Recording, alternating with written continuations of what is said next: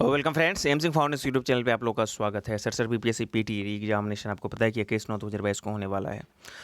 आज से जोड़कर देखा जाए तो आपके पास सिर्फ 12 दिन बचे हैं। 2 दिन लास्ट का, यानी कि 20 और 19 और 20 आपको 20-21 तो आपको एग्जामिनेशन में चला जाएगा, तो 12 दिन बचे हैं या 11 दिन बचे, जो भी मान के चलें आपके पास।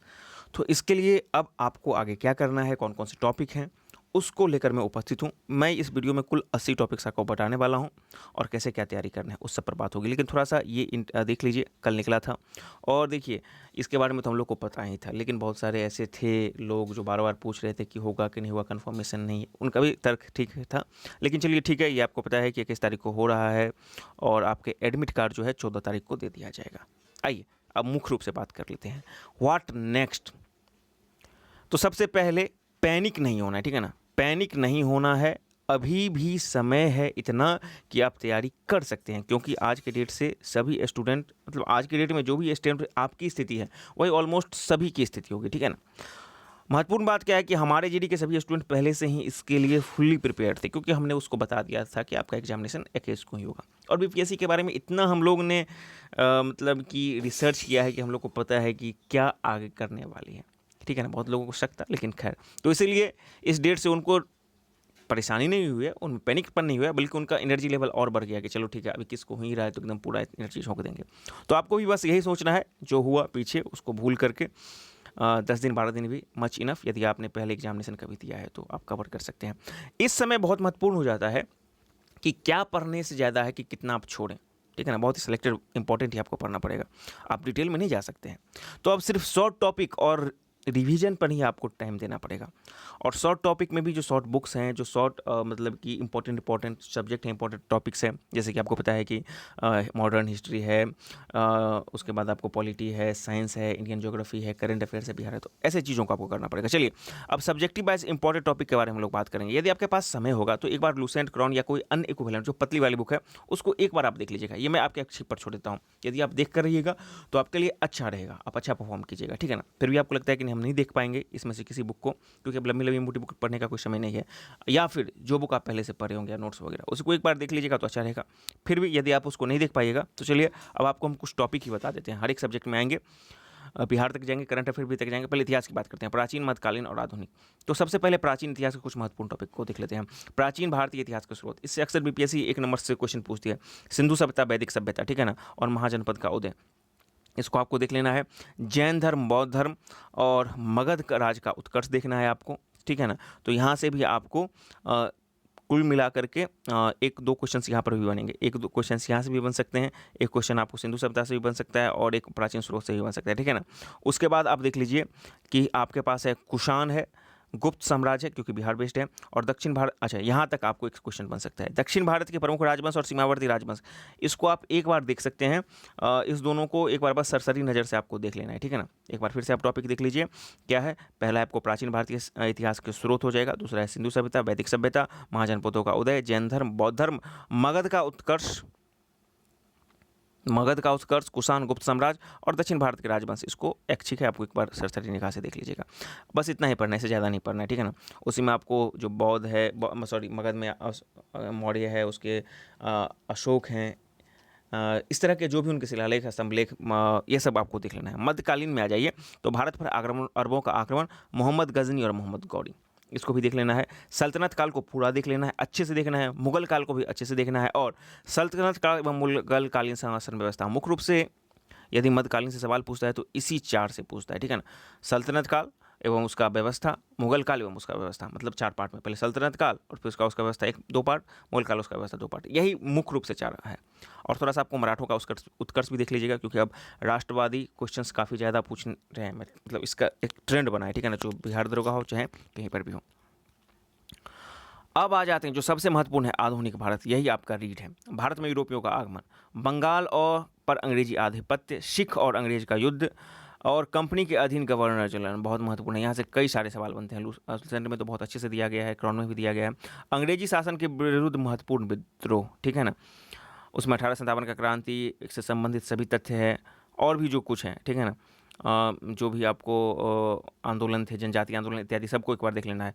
भारतीय राष्ट्रीय आंदोलन में महत्वपूर्ण घटना पत्र पत्रिका, पुस्तक, प्रमुख वचन, नारे, उपाधि, दाता एवं प्राप्तकर्ता, इस सब को देख लेना है भारतीय राष्ट्रीय आंदोलन के संबंध में, ठीक है ना। और फिर राष्ट्रीय आंदोलन के संबंधित ये महत्वपूर्ण संगठन एवं संस्थाएं, इस सब से क्वेश्चन आपको 2-3 पूछेगा ही पूछेगा, ठीक है ना। अब आइए सामाजिक एवं धार्मिक आंदोलन एवं महत्वपूर्ण संगठन एवं संस्थाएं, वहाँ पर भी था सामाजिक धार्मिक आंदोलन हो रहा था राजा राम मोहन राय के द्वारा, दयानंद सरस्वती के द्वारा या फिर अन्य के द्वारा, तो उन सब चीज़ों को भी देखना है। लुसेंट में भी इसका एक है अच्छे से, उसके बाद ग्राउंड में भी है। भारतीय राष्ट्रीय कांग्रेस पर आ जाते हैं, ये भी बहुत इंपॉर्टेंट है, इससे भी 1-2 क्वेश्चन बनता है। अधिवेशन कहाँ कहाँ हुआ था, अध्यक्ष कौन कौन रहे थे और प्रमुख विशेषता आदि उसके क्या क्या रहा था भारतीय राष्ट्रीय कांग्रेस का। भारतीय प्रेस का विकास, ठीक है ना, जिसमें पत्र पत्रिकाएं थी, जो भी एक्ट वगैरह थे उस सब पर देखना है। उसके मतलब जारीकर्ता कौन थे। ब्रिटिशकालीन आयोग एवं समितियां, ब्रिटिशकालीन की जो भी आयोग बना था, है ना, आपको मतलब कि शिक्षा पर आयोग बना था, सेटलर बना था, उसके बाद मतलब कि अकाल पे बना था, तो बहुत सारी चीज़ें थी, ठीक है ना। पुलिस सुधार पे बना था। मुस्लिम सामाजिक धार्मिक आंदोलन एवं संगठन, इसको भी देख लेना है। और स्वतंत्रता आंदोलन से पर संबंधित प्रमुख स्टेटमेंट, स्वतंत्रता आंदोलन के संबंध में क्या क्या किन्होंने स्टेटमेंट दिया था उस सबको भी देख लेना है। तो इतना आपको देख लेना है। वैसे मैं कहूँगा कि लुसेंट या क्रॉन यदि आप पढ़ते हैं तो उसको एक बार आधुनिक भारत के जितने भी टॉपिक्स हैं उसको अक्षरशः पढ़ जाएं, बेहतर रहेगा, ठीक है ना। अगला देख लेते हैं। अब आ जाते हैं हम लोग भारत के भूगोल पर। तो सामान्य जानकारी एवं भारत का भौतिक स्वरूप देखना है। भारत के प्रमुख नदियां, उद्गम स्रोत, झील एवं जलप्रपात, इसको देख लेना है। भारत की जलवायु, कृषि, मिट्टी, इसको देख लेना है। भारत के खनिज संसाधन, इसको भी देखना है। कौन सा राज्य, तो इसको करंट से जोड़ के देखिएगा, कौन से राज्य में कितना है, कौन किसका उत्पादन करता है। भारत में उद्योग धंधे, भारत की जनगणना और बिहार का जनगणना, ये बहुत इंपॉर्टेंट है, भी वेरी इंपॉर्टेंट है। हालांकि भारत की जनगणना ना पूछ करके बिहार की जनगणना ही पूछता है, लेकिन फिर भी भारत की जनगणना का जो इंपॉर्टेंट टॉपिक है उसको आप लोग देख लीजिएगा, ठीक है ना। भारत के प्रमुख बहुउद्देशीय नदी घाटी परियोजना, इससे भी आपको सवाल रहेगा ही, कौन सा कहाँ पर है, ठीक है ना। सतलज पर कौन सा है, नर्मदा पर कौन सा है, इसे। भारत के प्रमुख वन जीव अभ्यारण्य, राष्ट्रीय अभ्यारण्य एवं भाग अभ्यारण्य, इसको भी आप करंट के साथ जोड़ के देख लीजिएगा, ये भी बहुत इंपॉर्टेंट है। इतना आपको भारत के भूगोल में पढ़ लेना है। विश्व भूगोल में आ जाइए। विश्व भूगोल में आपको सेलेक्टेड टॉपिक ही पढ़ना है, जिसमें कि ब्रह्मांड, सौरमंडल और पृथ्वी में उसका जो है सौरिक संबंध, यहाँ से आपको 1 से 2 क्वेश्चन बनेंगे। विश्व के प्रमुख वनस्पति, ठीक है ना, जो घास का मैदान इत्यादि वगैरह है जो है। विश्व की प्रमुख जल संधियाँ, जल डमरूमत एवं जलधाराएं, प्रमुख द्वीप, पठार, रेगिस्तान, पहाड़, इस सबसे सवाल आपको पूछने का बनता है वन लिनियर में। देश एवं राजधानी से भी पूछता है, उसको देखना है तो देख सकते हैं आप लोग। विश्व के प्रमुख खनिज एवं उत्पादक देश, उसको भी देखना है। और देश राजधानी को हल्का हल्का देख लीजिए। हालांकि देश राजधानी ना आप उससे मत पढ़िएगा, जो करंट के टॉपिक्स होते हैं, जैसे इरिटोरिया में दिया गया है, जहाँ हाल ही घटनाक्रम हुआ है या भारत का वहाँ पर कोई दौरा हुआ है तो किसी अधिकारी का, तो उसको देखना है देश राजधानी में, बाकी सबको यहाँ पर देख लेना है। अब आइए भारतीय संविधान की तरफ चलते हैं, ये भी बहुत इंपॉर्टेंट टॉपिक है। यदि संविधान आपका कवर हो गया तो आपको मैथ की तरह नंबर मिलेगा संविधान में। तो भारतीय संविधान के विकास का संक्षिप्त इतिहास, मतलब रेगुलेटिंग एक्ट, चार्टर एक्ट इत्यादि जो भी था, इस सबको देख लेना है। भारतीय संविधान सभा में देखना है, अच्छे से पढ़ना है, ठीक है ना। उससे संबंधित जितने भी लोग थे, कौन कौन किसके अध्यक्ष थे, कैसे कैसे बना, कब अध्यक्ष बैठक हुई, किस कौन सा प्रस्ताव पास किया गया, ठीक है ना, ये सब देखना है। उद्देशिका प्रस्तावना, इसको भी अच्छे से देखना है। और संविधान के विदेशी स्रोत ये भी क्वेश्चन बहुत इंपॉर्टेंट है। उसके बाद अनुसूची व भाग, कितने अनुसूची है, कितना भाग है। और मौलिक अधिकार एवं नीति निषेध तत्व, सभी अनुच्छेद सहित इसको अच्छे से कर लीजिएगा, ठीक है। उसके बाद आइए संघीय कार्यपालिका, जिसमें कि राष्ट्रपति है, उपराष्ट्रपति है, प्रधानमंत्री इत्यादि, इस सबको पढ़ लेना है आराम से, ठीक है ना। संसद, महान्यायवादी, महालेखागार या महालेखा निरीक्षक परीक्षक, ये सब CAG, ठीक है ना। न्यायपालिका, केंद्र राज्य संबंध पढ़ना है आपको। पंचायती राज एवं स्थानीय स्वशासन, नगर निगम सहित, चूंकि पंचायती राज तो बिहार का इंपॉर्टेंट है ही, और स्थानीय स्वशासन चुनाव हो रहा है तो इस सबको अच्छे से पढ़ लेना है। नीति आयोग, वित्त आयोग, निर्वाचन आयोग, चुनाव आयोग, ये सब पढ़ लेना है।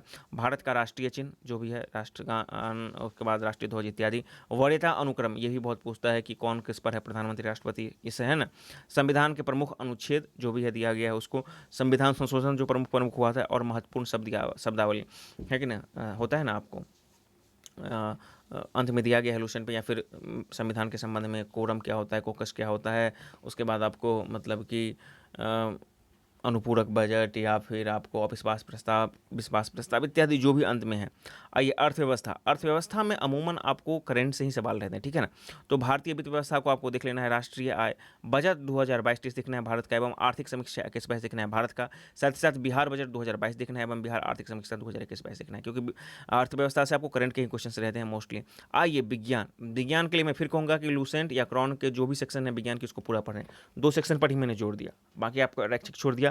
एक आपका जो मॉडर्न हिस्ट्री है उसको लाइन बाय लाइन पढ़ लेना है, और एक विज्ञान इसको लाइन बाय लाइन पढ़ लेना है। बस इसी दोनों पर मैं करता हूँ, बाकी को आप टॉपिक वाइज पढ़िए, कोई नहीं फर्क पड़ता है। मात्रक गतिकारी ऊर्जा पढ़ लेना है, तुरंग एवं ध्वनि पढ़ लेना है, प्रकाश पढ़ना है, प्रकाश से क्वेश्चन आपको रहेंगे, वैज्ञानिक उपकरण, ठीक है ना, भौतिक के महत्वपूर्ण खोज और विभिन्न यंत्रों के आविष्कारक, बस इतना ही आपको पढ़ना है, ठीक है।